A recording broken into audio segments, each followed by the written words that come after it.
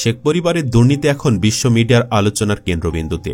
শেখ মুজিব, শেখ হাসিনা আর রেহানা থেকে শুরু করে তাদের রক্ত যেদিকে প্রবাহিত হয়েছে সেদিকে ছড়িয়ে পড়েছে দুর্নীতির ডালপালা। এবার রূপপুর পারমাণবিক বিদ্যুৎ কেন্দ্রের টাকা মেরে 10 বছরের জন্য জেলে যেতে হচ্ছে হাসিনার ভাগ্নি শেখ রেহানার মেয়ে টিউলিপ সিদ্দিককে। সম্প্রতি ঢাকায় এক গোপন বৈঠকের পর ব্রিটিশ গোয়েন্দা বিভাগ এই তথ্য দেয় বলে জানিয়েছে ব্রিটিশ সংবাদ মাধ্যম ডেইলি মেইল। কেন 10 বছরের জেল হবে টিউলিপের বিষয় তদন্ত করতে বাংলাদেশে এসে কি পেল ব্রিটিশ গোয়েন্দা বিভাগ? গ্রেফতার এড়াতে কোথায় লুকিয়ে আছে টিউলিপ? চলুন বিস্তারিত জেনে নেওয়া যাক। প্রতিদিন নিত্য নতুন এক্সপেন্সিভ সব ড্রেস পরে বিভিন্ন ইস্যুতে সংবাদ সম্মেলন করতেন ব্রিটেনের সাবেক সিটি মিনিস্টার টিউলিপ সিদ্দিক। কিন্তু গত 3 মাস যাবৎ তাতে সংবাদ সম্মেলন তো দূরের কথা, জনসম্মুখে দেখা যায়নি। এখনও তার এমপির পদ বহাল থাকায় লুকিয়ে কোনো মতে হাজিরা দিয়ে আসেন ব্রিটিশ পার্লামেন্টে। এই মুহূর্তে অনেকটা লুকিয়ে বেঁচে আছেন দুর্নীতিবাজ এই শেখ পরিবারের সদস্য। এদিকে টিউলিপ সিদ্দিকের বিরুদ্ধে দুর্নীতি তদন্ত করছেন দেশটির ন্যাশনাল ক্রাইম এজেন্সি এনসি এর গোয়েন্দা কর্মকর্তারা। বাংলাদেশের দুর্নীতি দমন কমিশন দুদকের সঙ্গে সম্প্রতি ঢাকায় এক গোপন বৈঠকের পর ব্রিটিশ কর্তৃপক্ষ জানিয়েছে 10 বছরের জন্য জেলে যেতে হচ্ছে টিউলিপকে। এই তথ্য জানিয়েছে ব্রিটিশ সংবাদ মাধ্যম ডেইলি মেইল।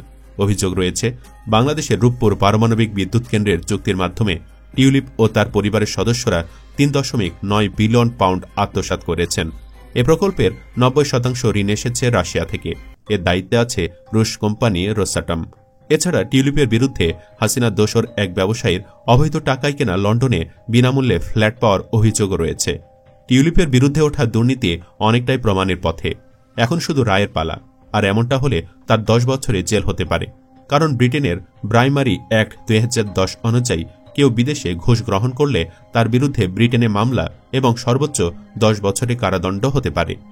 ব্রিটেনের ন্যাশনাল ক্রাইম এজেন্সির কর্মকর্তারা টিউলিপের যাতে জেল হয় সেজন্য বাংলাদেশ সরকারকে সহায়তা করার প্রস্তাব দিয়েছেন, যাতে আন্তর্জাতিক চুক্তির আওতায় টিউলিপ সিদ্দিকের বিরুদ্ধে আইনি ব্যবস্থা নেওয়া সম্ভব হয়। সূত্রের দাবি, ন্যাশনাল ক্রাইম এজেন্সি শুধু বাংলাদেশের জন্য নয়, ব্রিটেনে টিউলিপ সিদ্দিকের বিরুদ্ধে মামলার জন্য তথ্য সংগ্রহ করতে পারে। ন্যাশনাল ক্রাইম এজেন্সির বাংলাদেশে এটি দ্বিতীয় সফর।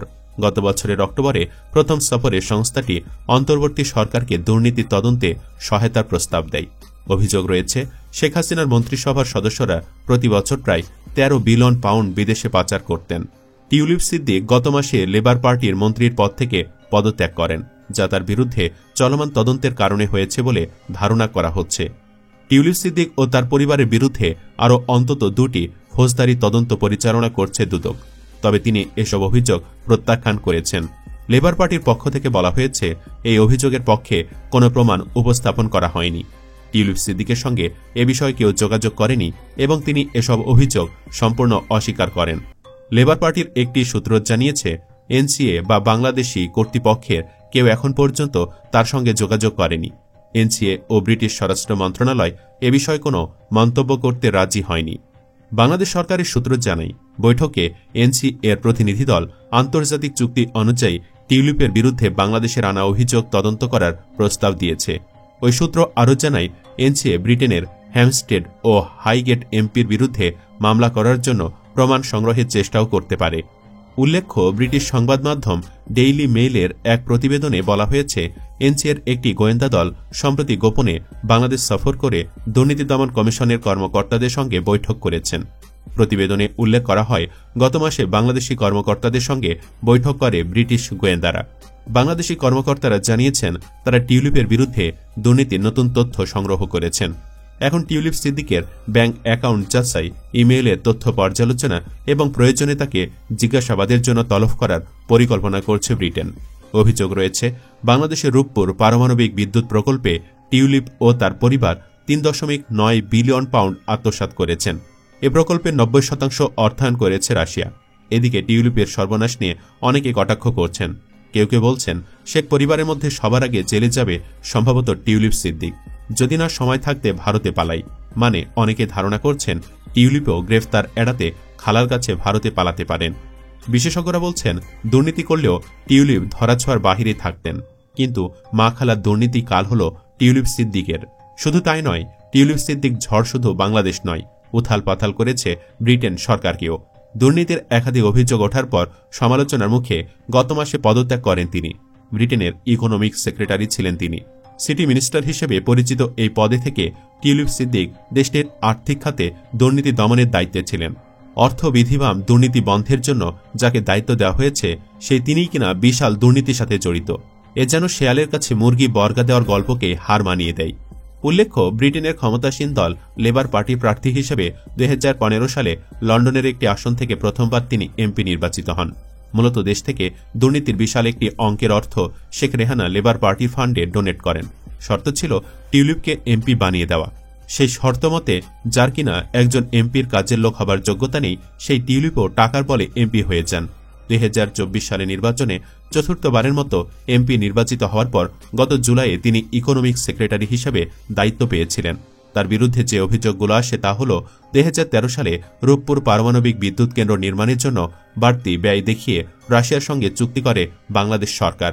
রাশিয়ার সঙ্গে সেই চুক্তি করতে টিউলিপ সিদ্দিক সহযোগিতা করেন। চুক্তিতে বিদ্যুৎ কেন্দ্র নির্মাণের ব্যয় প্রায় $4 বিলিয়ন বেশি দেখানো হয়, যে অর্থ গেছে টিউলিপের পকেটেও।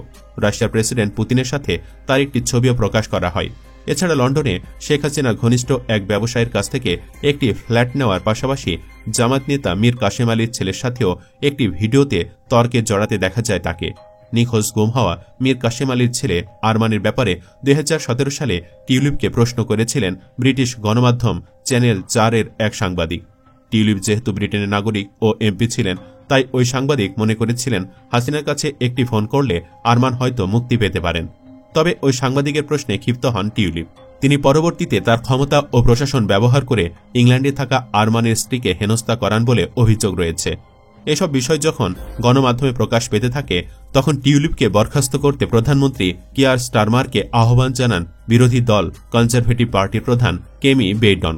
বিরোধীদের পাশাপাশি দেশটি দুর্নীতি বিরোধী সংস্থাগুলো টিউলিপের পদত্যাগ চাচ্ছিল, কিন্তু টিউলিপের সাথে গোপন সম্পর্ক থাকায় কিছুতেই তাকে বরখাস্ত করতে চায়নি ব্রিটিশ প্রধানমন্ত্রী স্টারমার। কিন্তু এক পর্যায়ে টিউলিপকে পদত্যাগ করতে বাধ্য করেন তিনি।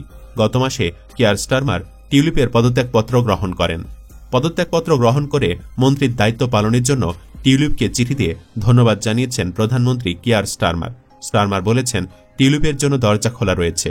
টিউলিপের বিরুদ্ধে দুর্নীতির অভিযোগ ওঠার পর প্রধানমন্ত্রীর উপদেষ্টা লাউরি ম্যাগনাস তদন্ত করেছেন।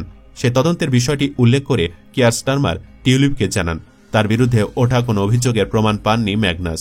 তবে দুঃখজনক বিষয় হল, বাংলাদেশে তার পরিবারের ঘনিষ্ঠজনদের সঙ্গে সম্পর্ক নিয়ে সুনাম ক্ষুণ্ণ হওয়ার সম্ভাব্য ঝুঁকির ব্যাপারে তিনি যথেষ্ট সচেতন ছিলেন না। সব মিলে এই মুহূর্তে চরম বিপাকে আছেন শেখ পরিবার। কথায় বলে, পাপ ছাড়ে না বাপকেও। হাসিনা লুকিয়ে আছেন ভারতে, শেখ রেহানাও দেশ ছাড়া। টিউলিপ আছেন 10 বছরের জেলে যাবার অপেক্ষায়। অন্যদিকে হাসিনার মেয়ে সাইমা ওয়াজেদ পুতুল আছেন তার বিশ্ব স্বাস্থ্য সংস্থায় চাকুরি খোয়ানোর দ্বার প্রান্তে, কারণ অর্থের বিনিময়ে চাকুরিটি পেয়েছিলেন পুতুল। দর্শক, আপনি কি চান টিউলিপ দুর্নীতি করে যে $4 বিলিয়ন আত্মসাৎ করেছে তা যেন দেশে ফিরিয়ে আনা হয়?